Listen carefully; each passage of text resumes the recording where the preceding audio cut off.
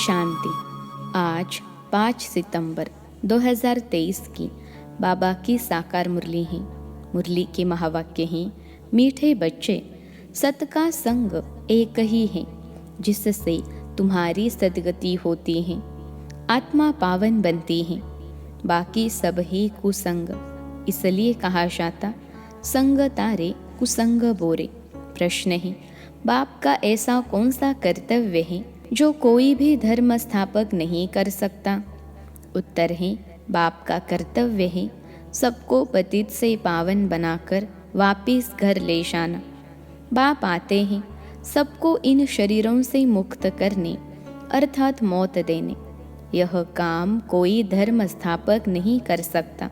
उनके पिछाड़ी तो उनके धर्म की पावन आत्माएं ऊपर से उतरती हैं और अपना अपना पार्ट बजाए पावन से पतित बनती हैं। गीत है जाग सजनिया जाग, ओम शांति। बच्चों ने गीत सुना। किसने सुनाया? साजन ने। सब है सजनिया, जिसको भक्तियाँ कहा जाता है। भगवान एक ही, जिसको भक्त याद करते हैं तो उसको कहा जाता है साजन। भक्त कहने से मेल अथवा फीमेल दोनों उसमें आ जाते हैं तो सब हो गई सीताएं। राम एक हैं, भक्त अनेक हैं, भगवान एक हैं।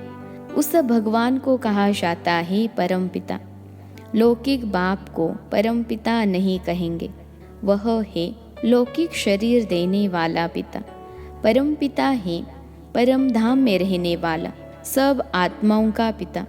हर एक मनुष्य को दो बाप हैं, एक लौकिक, दूसरा पारलौकिक बाप। लौकिक बाप का जन्म बाय जन्म वर्षा अलग होता है। हर एक जन्म में बाप अलग अलग रहते हैं।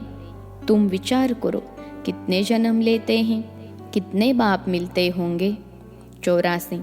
हाँ, 84 जन्मों में ज़रूर 84 बाप और 84 माँ मिलेगी। हर जन्म में एक ही लौकिक बाप और एक ही माँ रहती हैं। दूसरा बाप है परमपिता परमात्मा। परंतु सतयुग त्रेता में कभी ओ गॉड फादर के ही याद नहीं करते। हे परमपिता परमात्मा मेहर करो, ऐसे कभी नहीं कहते। इसलिए समझाया जाता है, सतयुग त्रेता में एक ही बाप होता है। फिर द्वापर कलयुग, जिसको भक्ति मार्ग कहा जाता है, वहाँ सबको दो बाप हैं, मेल अथवा फीमेल सबको दो बाप हैं। पारलौकिक बाप को याद करते हैं क्योंकि यह दुख धाम है।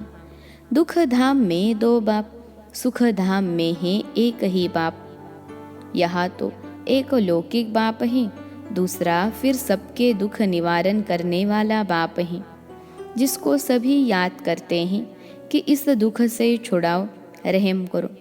आधा कल्प है दुख धाम, आधा कल्प है सुख धाम। सतयुग है नया युग, कलयुग है पुराना युग। बाप कहते हैं, अब हम सतयुग नई दुनिया की स्थापना कर रहे हैं। कलयुग पुराने युग का विनाश होता है। कलयुग के बाद फिर सतयुग आना है। कलयुग के अंत, सतयुग के आदि को कल्प का संगम कहा जाता है। यह है कल्याणकारी युग, क्योंकि पतित से पावन बनना होता है। कलयुग में है पतित मनुष्य, सतयुग में है पावन देवता। बाप समझाते हैं कि यह आसुरी रावण संप्रदाय है। हर एक के अंदर 5 विकारों की प्रवेशता है। उसको कहेंगे Ravan omnipresent. God omnipresent नहीं, 5 विकार प्रवेश हैं, इसलिए इनको पतित दुनिया कहा जाता है। सतयुग त्रेता को पावन दुनिया शिवालय कहा जाता है। कलयुग है वैश्यालय, तो शिव परमपिता परमात्मा आकर नवयुग की स्थापना करते हैं। बाप समझाते हैं, अब जागो, नवयुग अथवा सुख धाम का समय अब आया है। लक्ष्मी नारायण का राज्य आ रहा है। यह है ही राजयोग। यह कोई कॉमन सत्संग नहीं है। एक होता है सत्संग, दूसरा होता है झूठा संग, कुसंग। सत का संग तारे, कुसंग बोरे। सत तो एक ही बाप है। उनको कहते हैं पतित पावन आओ, वही आकर पावन बनाते हैं आधा कल्प के लिए। फिर माया रावण आकर आधा कल्प पतित बनाती हैं। ऐसे नहीं, बाप ही पतित बनाते हैं। अभी है ही रावण राजा, जब तक सत बाप न आए तब तक सत्संग नहीं। सब ही झूठ संग अथवा कुसंग। तुम हो सीताएं, तुम भक्ति करती हो, समझती हो भक्ति का फल भगवान आकर देंगे। तो ज़रूर जब भक्ति का समय समाप्त होना होगा तब तो आएंगे ना। आधा कल्प ही ज्ञान की प्रारब्ध और आधा कल्प ही भक्ति की प्रारब्ध। अभी तुम पुरुषार्थ कर रहे हो भगवान की श्रीमत पर। भगवान एक होता है, वह है निराकार परम पिता परमात्मा, आत्माओं का बाप। वह आते ही है संगम पर।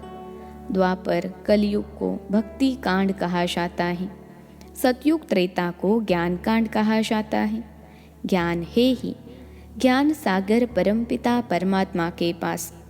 शास्त्रों का ज्ञान कोई ज्ञान नहीं। अगर उनमें ज्ञान होता तो सद्गति होती। भारत जो हीरे जैसा था अब है नहीं, फिर पाप बनाते हैं। तुम अब हीरे जैसा बन रहे हो, तुम्हारा जीवन पलट रहा है। आत्मा दैवी गुण धारण कर रही है। यूँ तो मनुष्य बैरिस्टर, इंजीनियर, सर्जन आदि बनते हैं। बाकी मनुष्य को देवता बनाना यह परमपिता परमात्मा ज्ञान सागर का कर्तव्य है। उनको ही ट्रूथ कहा जाता है। वही सच बतलाते हैं, अर्थात सचखंड की स्थापना करते हैं। बाकी सब है झूठ बोलने वाले, झूठ खंड की स्थापना करते हैं। रावण की मत पर चलते हैं। तुम श्रीमत से श्रेष्ठ बनते हो। नए युग में भारत नया था, वर्ल्ड ऑलमाइटी अथॉरिटी कहा जाता था। लक्ष्मी नारायण का राज्य था। उन्होंने किसने यह राज्य भाग्य दिया? जरूर जो स्वर्ग की स्थापना करने वाला होगा। अभी वह वर्षा गवाया है 84 जन्म लेकर। अब फिर चक्र पूरा होता है, सबको वापिस जाना है। लिबरेटर एक ही बाप है, वही लिबरेट कर सबको ले जाते हैं।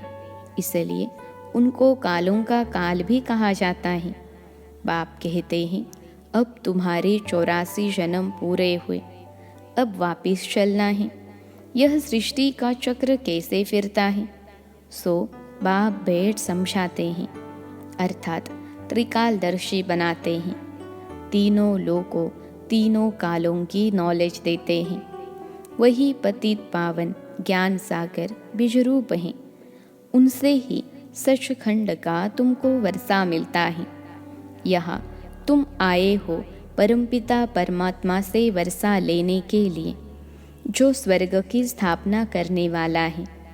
तुम जानते हो हम ही फिर स्वर्ग के मालिक बनेंगे। सतयुग के लक्ष्मी नारायण आदि को कहा जाता है डिटी रिलीजन। वह है श्रेष्ठ धर्म। उनका धर्म भी श्रेष्ठ है तो कर्म भी श्रेष्ठ है। वहाँ भ्रष्टाचारी कोई नहीं रहते। द्वापर कलयुग में फिर एक भी श्रेष्ठाचारी नहीं रहते। बाप को भूलने के कारण ही बुरी गति होती है। फिर बाप आकर पतित से पावन बनाते हैं। धर्म स्थापक कोई पतित से पावन बनाने नहीं आते। पतित पावन तो एक ही बाप है, वही सच्चा गुरु है। बाकी वह तो आकर अपना धर्म स्थापन करते हैं। ऊपर से पावन आत्माएं आती हैं, फिर पतित बनती हैं। इस समय सब पतित हैं। सबको पावन बनाना बाप का ही काम है। वही पतित पावन है। गुरु नानक ने भी उस सद्गुरु की महिमा की है। इस पुरानी दुनिया के विनाश लिए ही यह महाभारत लड़ाई है। बाकी ऐसे नहीं, तुमको लड़ाई के मैदान में ज्ञान देते हैं। ज्ञान के लिए तो एकांत चाहिए, 7 रोज भट्टी में रहना पड़े। बाकी तो है भक्ति की सामग्री। भक्तों में भी कोई बड़े तीखे तीखे होते हैं। रुद्रमाला भी है तो भक्त माला भी है। वह है भक्तों की माला, यह है ज्ञान माला। ऊपर में शिव, फिर युगल दाना, फिर है उनकी वंशावली जो माला मनुष्य सिमरते हैं। राम राम कहते रहते हैं क्योंकि दुखी हैं। रावण संप्रदाय राम को याद करते हैं कि आकर अपना बनाओ। अभी तुम ईश्वरीय गोद में आए हो। वास्तव में सब आत्माएं परमपिता परमात्मा की संतान हैं। मनुष्य सृष्टि प्रजापिता ब्रह्मा की संतान है। प्रजापिता ब्रह्मा द्वारा मनुष्य सृष्टि रची है। आत्मा तो अविनाशी है। आत्माओं का अविनाशी बाप है। अभी तुमको दो बाप हैं, एक विनाशी, दूसरा अविनाशी। ब्रह्मा भी शरीर छोड़ देते हैं। शिव बाबा को तो अपना शरीर है नहीं, वह तो जन्म मरण रहित हैं। जन्म मरण में तुम बच्चे आते हो। तुम आदि सनातन देवी देवताओं के ही 84 जन्म हैं। हिसाब है ना। गुरु नानक को तो 500 वर्ष हुए, तो इतने में 84 जन्म कैसे लेंगे? बाकी लाखों जन्म की तो बात ही नहीं। बाप समझाते हैं अभी सबके जन्म आकर पूरे हुए हैं। फिर नए सिर खेल सतयुग से शुरू होगा।